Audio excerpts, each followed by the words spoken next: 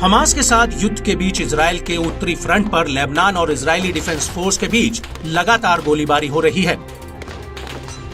Lebanon की तरफ से हिजबुल्लाह बार बार रॉकेट और मिसाइल हमले कर रहा है और इस सब के बीच ऐसी पूरी संभावना बनी हुई है कि हमास के साथ हिजबुल्लाह भी इस जंग में कूद सकता है। लेकिन इजराइल पहले ही चेतावनी दे चुका है कि हिजबुल्लाह का ये फैसला उसके लिए आत्मघाती साबित हो सकता है।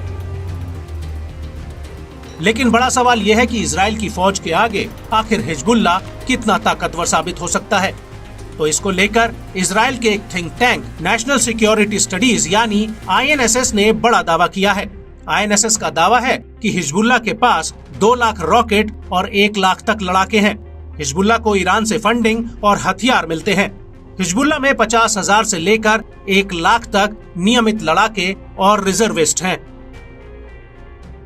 INSS की रिपोर्ट के मुताबिक हिजबुल्लाह के पास करीब 40,000 ग्रेड टाइप रॉकेट जिनकी रेंज 15 से 20 किलोमीटर तक और करीब 80,000 मीडियम लॉन्ग रेंज रॉकेट जो 100 किलोमीटर तक जा सकते हैं और करीब 30,000 रॉकेट और लॉन्ग रेंज मिसाइल हैं जो 200 से 300 किलोमीटर तक का दायरा कवर कर सकती हैं। इसके अलावा हिजबुल्लाह के पास सैकड़ों फतेह 110 मिसाइलें हैं जो कम रेंज वाली फ्यूल बैलिस्टिक मिसाइलें हैं। इन मिसाइलों को ईरान ने बनाया है। ये मिसाइलें 500 किलोग्राम तक विस्फोटक GPS आधारित नेविगेशन तकनीक से ले जा सकती हैं।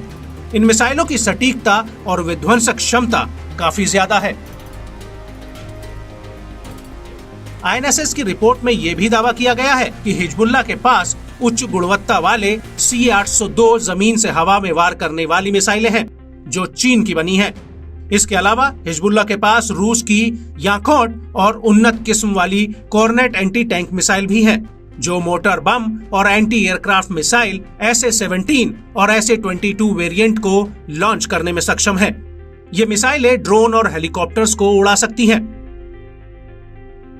लेकिन हकीकत में हिजबुल्लाह के पास कितने और कौन कौन से हथियार मौजूद हैं, इसका कोई आधिकारिक आंकड़ा मौजूद नहीं है। वहीं इजराइल पर हमले को लेकर अमेरिका से लेकर मिडिल ईस्ट के कई देश हिजबुल्लाह को इस युद्ध से दूर रहने के लिए कह रहे हैं। लेकिन हिजबुल्लाह के डिप्टी चीफ नईम कासिम ने कह दिया है कि हिजबुल्लाह को अपनी जिम्मेदारी पूरी तरह से पता है और हम तैयार हैं और पूरी तरह से तैयार हैं।